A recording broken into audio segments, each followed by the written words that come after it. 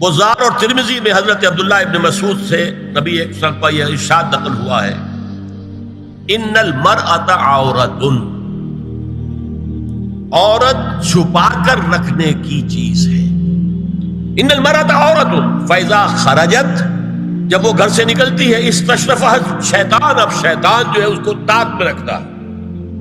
واقرب ما تکون بروحۃ ربها وهي فی قعر بیتها، وہ اپنے رب کی رحمت سے قریب ترین ہوتی ہے جبکہ اپنے گھر کے بھی کسی اندرونی حصے۔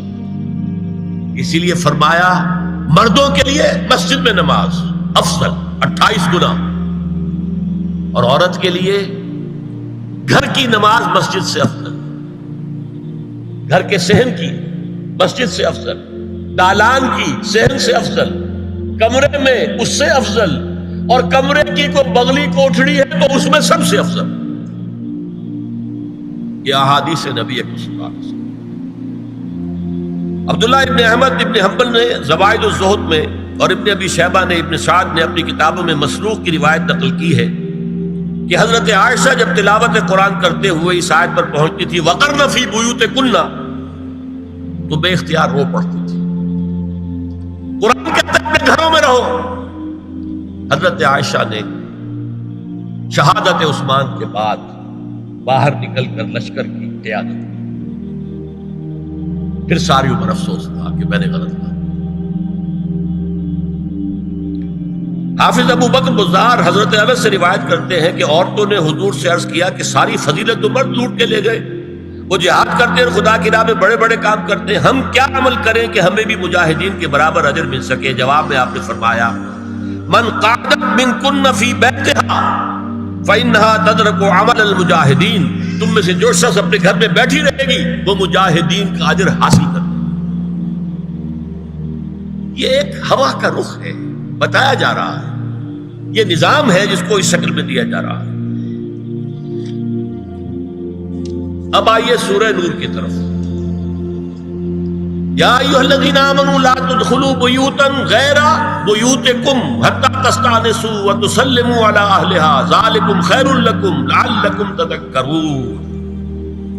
اہل ایمان ہرگز مت داخل ہو اپنے گھروں کے علاوہ کسی اور گھر میں جب تک کہ تم ان کے ساتھ مانوس نہ ہو جاؤ، اذن نہ لے لو، ان پر سلام نہ کرو، یہی تمہارے لیے خیر بہتر ہے۔ اس کے بعد تفصیل آئی ہے، اس میں میں اس وقت نہیں جا رہا۔ اور جو لوگ اس پر عمل نہیں کرتے ان کے بارے میں قرآن مجید کیا کچھ حضور کیا کچھ فرما رہے ہیں یہ آپ سن لیجیے، بہت سخت احکام۔ عن ابی ہریرہ رضی اللہ عنہ ان رسول اللہ صلی اللہ علیہ وسلم قال لو ان امرأ اطلع عليك بغیر اذن فخذفته بحشاة ففقعت عینه ما كان عليك من جناح، متفق علیہ، بخاری اور مسلم دونوں کی ہے۔ اگر کوئی شخص تمہارے گھر میں بغیر اجازت کے داخل ہو جائے اور تم اس کی سزا کے طور پر اس پر کنکریاں پھینکو اور اس کی آنکھ پھوٹ جائے کنکری سے تو تم پر کوئی گناہ نہیں۔ بغیر اجازت کے گھر میں آ گیا ہے، بغیر اذن کے، بغیر استئذان کے کنکریاں مارو اور کنکری سے آنکھ پھوٹ جائے، فما کان علیک من جناح، کوئی حرج نہیں۔ اب آ رہی ہے اصل آیت، قل للمؤمنین یغضوا من ابصارهم ویحفظوا فروجهم ذلک ازکی لهم ان اللہ خبیر ما یصنعون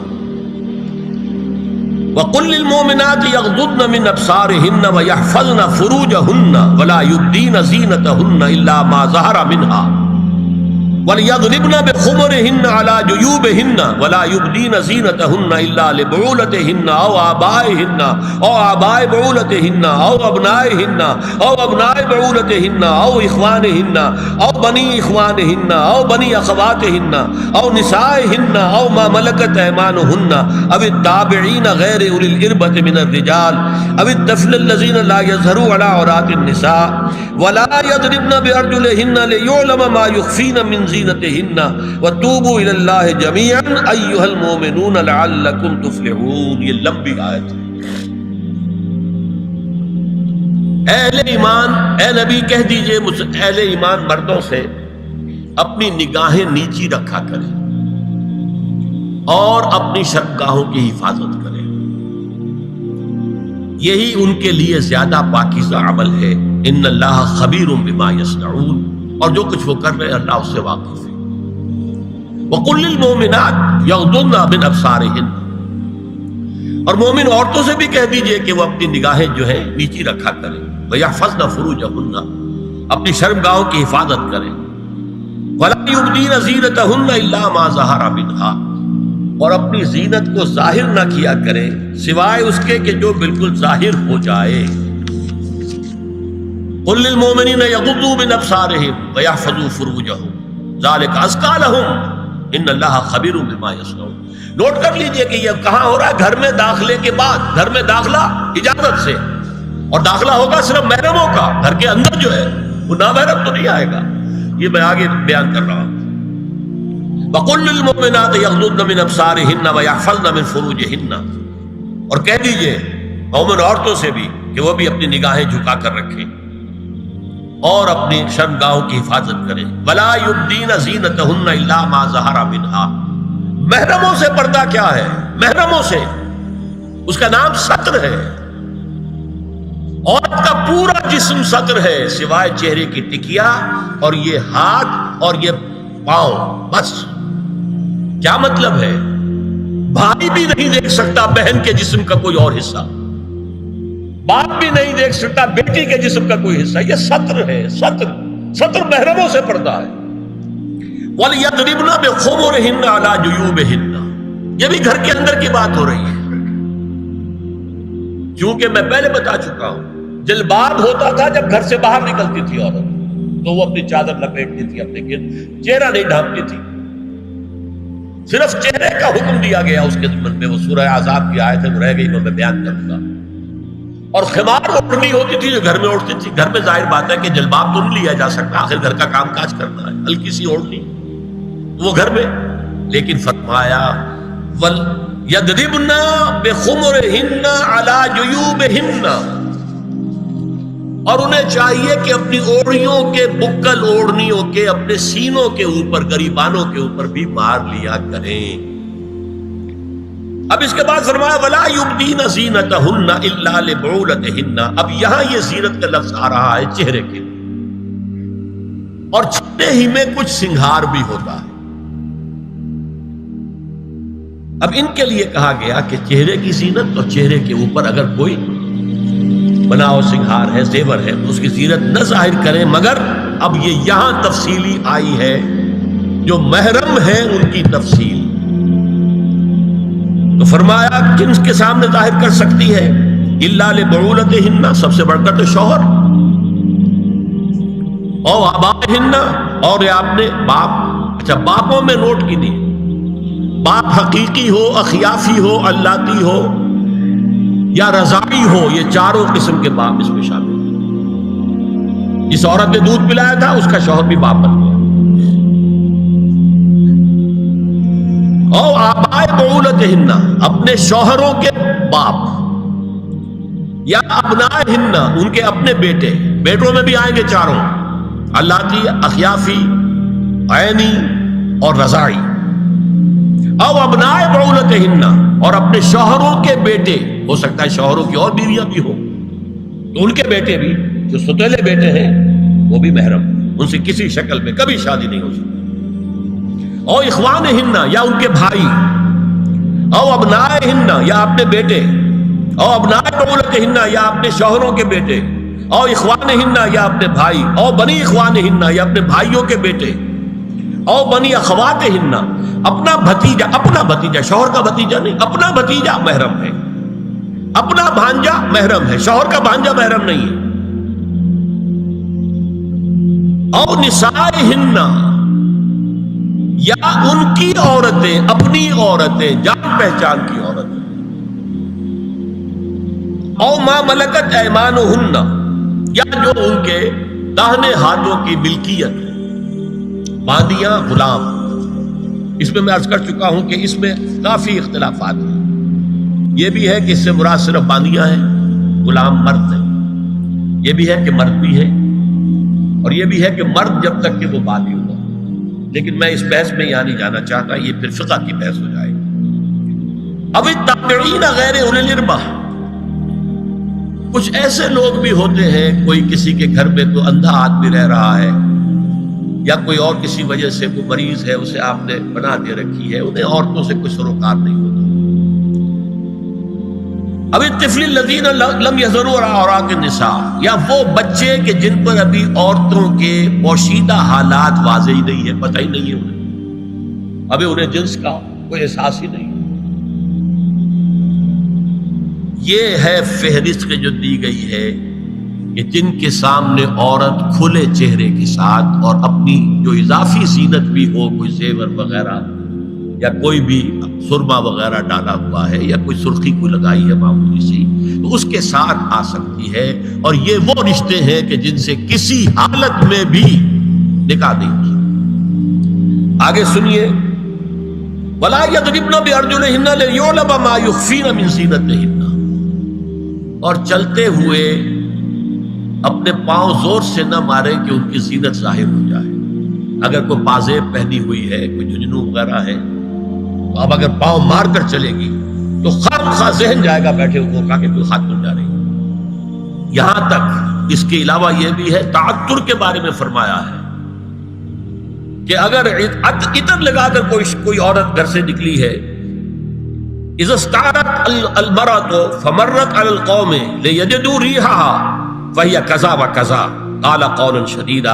اس ابو داؤد کی روایت ہے، حضور نے فرمایا جب کوئی عورت عطر لگا کر، خوشبو لگا کر نکلتی ہے کہ لوگ اس کی خوشبو سونگیں یا اس کو اوپر مطلع ہو جائیں تو ایسی ہے ایسی ہے، بہت سخت الفاظ حضور نے استعمال کیے کہ جس کو راوی نے نقل نہیں کیا۔ عورت کے لیے خوشبو، عورت کی آواز کا پردہ ہے۔ اب دیکھیے کس حد تک نماز میں اس وقت عورتیں بھی شریک ہوتی تھی، اگرچہ حضور نے فرمایا مردوں کی صف بہترین سب سے آگے والی ہے اور سب سے بری صف سب سے پیچھے ہے، کیونکہ اس کے پیچھے پھر عورتوں کی صف ہوتی تھی، اور عورتوں کے لیے سب سے اچھی صف سب سے پچھلی والی ہے اور سب سے بری سب سے آگے والی ہے۔ سب سے آگے والوں کے سامنے پھر مرد ہوتے تھے، ان کی پشت ہوتی تھی۔ تو اسی طریقے سے اگر غلطی کی ہے تو مرد جو ہے کہے گا سبحان اللہ، امام سے غلطی ہو گئی ہے، مرد کیا کہے گا؟ سبحان اللہ۔ عورت کیا کرے گی؟ اپنے ایک ہاتھ کے پشت پر اپنا ہاتھ مارے گی، اپنی آواز نہیں نکالنی، آواز کا پردہ۔ چھونے کا پردہ یہاں تک ہے کہ حضور نے کبھی کسی عورت سے ہاتھ نہیں ملایا، اور آپ جب بیعت بھی لیتے تھے تو بس زبانی الفاظ کہلوائے اور کہا ٹھیک ہے بیعت ہو گئی، یا ایک کپڑا پکڑا، اس کا ایک سرا اپنے ہاتھ میں دوسرا سرا اس خاتون کے ہاتھ میں، یا ایک تشت کے اندر پانی بھرا، اس میں ایک طرف اس نے انگلیاں ڈال لی اور ایک طرف حضور کی انگلیاں۔ لیکن مسافر لا اسافر النساء، ایک دفعہ ہوا بھی کہ بعض خواتین نے جب بیعت کی ہے تو پھر انہوں نے ہاتھ آگے بڑھایا مسافر کے لیے، حضور نے فرمایا انی لا اسافر النساء، میں عورتوں سے مسافرہ نہیں کرتا۔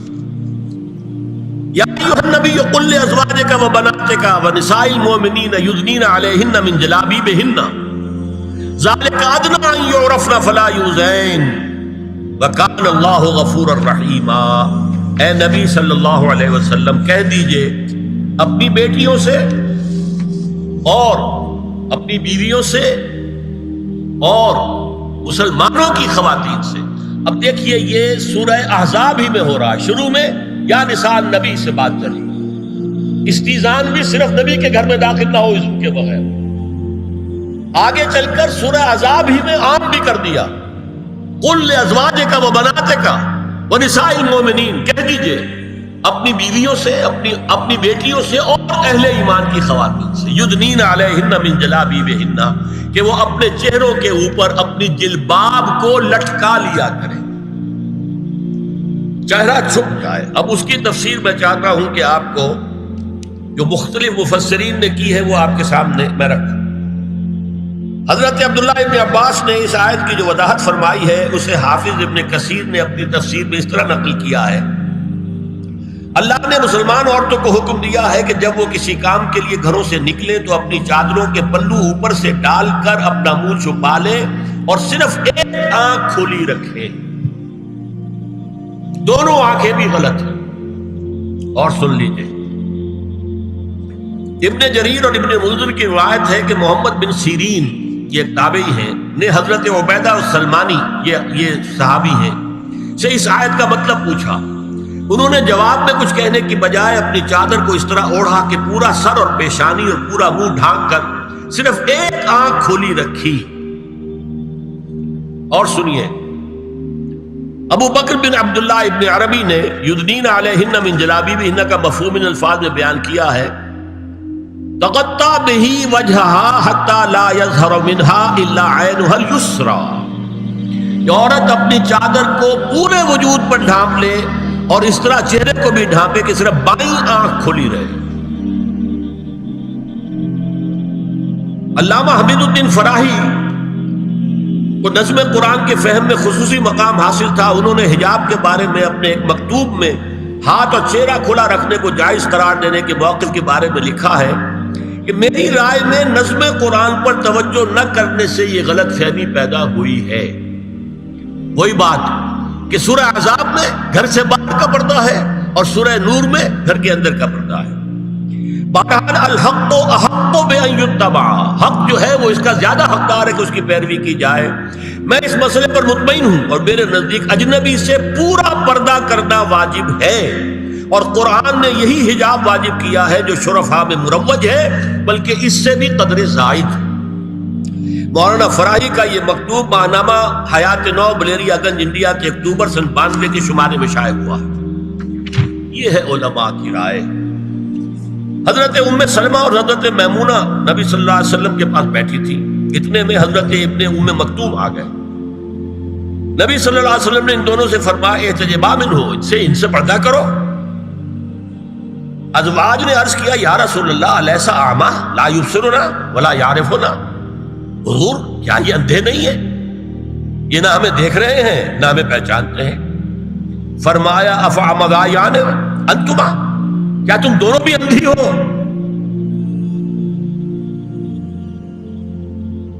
الا تبصران ہی، کیا تم نہیں دیکھ رہی ان کو؟ حضرت ام سلمہ تصریح کرتی ہیں ذالک بعد ان امر بالحجاب، یہ جب حجاب کا حکم آ گیا تھا تب حضور نے پھر یہ حکم دیا. اس کی وجہ کیا تھی؟ حضرت عبداللہ ابن مکتوم کا گھر میں آنا جانا تھا. تو اگرچہ اندھے ہیں لیکن یہ کہ یہ بار بار کا آنا جانا اس سے فتنے کا ایک دروازہ کھل سکتا ہے. اس دروازے کو بند کر دیا گیا. حضرت عائشہ کے پاس ایک نابینا آیا تو انہوں نے اس سے پردہ کیا. کہا گیا کہ آپ اس سے پردہ کیوں کرتی ہیں، یہ تو آپ کو نہیں دیکھ سکتا. جواب میں حضرت ام المومنین نے فرمایا لیکنی انظر الیہ، میں تو اسے دیکھ رہی ہوں نا. اور مرد کو دیکھے. البتہ یہ کہ عام حالات میں آپ بازار میں چل رہے ہیں، عورت جا رہی ہے، کوئی باہر نکلنا پڑا ہے، تو اس حالت میں اگر وہ مرد کو دیکھتی ہے تو اس میں در حقیقت وہ فتنہ نہیں ہے کہ جو گھر میں آنے جانے والے لوگ. اب ایک آخری مسئلہ ہے. 2 حدیثیں ایسی ہیں جو میری گفتگو کے خلاف جاتی ہیں اور میں دیانت کا تقاضا سمجھتا ہوں کہ وہ بھی آپ کے سامنے بیان کروں. حضور کے بارے میں یہ معلوم ہے کہ 2 خواتین جو ویسے نامحرم تھیں وہ ان کے سامنے آتی رہیں اور آپ ان سے ملتے رہے. ایک آپ کی سالی حضرت اسماء، حضرت عائشہ کی بہن رضی اللہ تعالی عنہ، اور ایک آپ کی چچا زاد بہن حضرت علی کی بڑی ہمشیرہ حضرت ام ہانی. یہ میں حدیث آپ کو سنا رہا ہوں. بکثرت احادیث سے ثابت ہے کہ حضرت اسماء بنت ابی بکر آپ کے سامنے ہوتی تھی اور آخر وقت تک آپ کے اور ان کے درمیان چہرے اور ہاتھوں کی حد تک کوئی پردہ نہ تھا. حجۃ الوداع نبی صلی اللہ علیہ وسلم کی وفات سے صرف چند مہینے پہلے کا واقعہ ہے اور اس وقت تک بھی یہی حالت قائم رہی. یہ ابو داؤد کتاب الحج. دوسری روایت حضرت ام ہانی رضی اللہ تعالی عنہا جو ابو طالب کی صاحبزادی اور نبی صلی اللہ علیہ وسلم کی چچا بہن تھی، آخری وقت تک حضور کے سامنے ہوتی رہیں اور کم از کم منہ اور چہرے کا پردہ انہوں نے آپ سے کبھی نہیں کیا.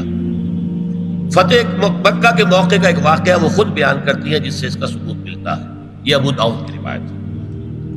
یہ روایتیں ہیں، میں انہیں تسلیم کرتا ہوں اور میں نے اب جو کچھ بیان کیا ہے اس سے یہ ایک بالکل برعکس بات سامنے لا رہی ہے۔ اب یہ ہے کہ یا تو ہم ان دو حدیثوں کو اصل مان کر باقی ساری حدیثیں جو ہیں ان کو ختم کر۔ میں تو آپ کو سنا نہیں سکا، میرے پاس تو بہت زیادہ حدیثوں کا مواد تھا۔ چہرے کے پردے کے لیے حدیثیں جو ہے، استیزان کے لیے کتنی حدیثیں ہیں، چہرے کے پردے کے بارے میں بہت زیادہ حدیثیں ہیں۔ حضرت ام خلاد ایک خاتون تھی، ان کا بیٹا ایک غزوے میں شہید ہو گیا، وہ اس کے بارے میں کچھ پوچھنے کے لیے حضور کے پاس آئی، صحابہ بیٹھے ہوئے تھے، انہوں نے نقاب ڈالا ہوا تھا، منتقبۃ، نقاب کا لفظ بھی حدیث میں موجود ہے۔ اور یہ لوگ کہتے ہیں نقاب تو جو ہے یہ بعد کی پیداوار ہے، یہ لفظ کوئی ہے ہی نہیں۔ حجاب کا لفظ قرآن میں ہے، جلباب کا لفظ قرآن میں ہے، خمار کا ذکر قرآن میں ہے، اور یہ منتقبۃ، نقاب ڈالی۔ لوگوں نے کہا عجیب عورت ہے یہ، اس کا بچہ شہید ہو گیا ہے، مطلب یہ کہ سخت صدمے کی کیفیت، اور یہ اس وقت بھی اس نے نقاب ڈالی ہوئی ہے۔ تو انہوں نے جواب دیا ان ارزو ابنی لا ارزو حیائی، میں نے بیٹا کھویا ہے، اپنی حیا نہیں کھوئی ہے۔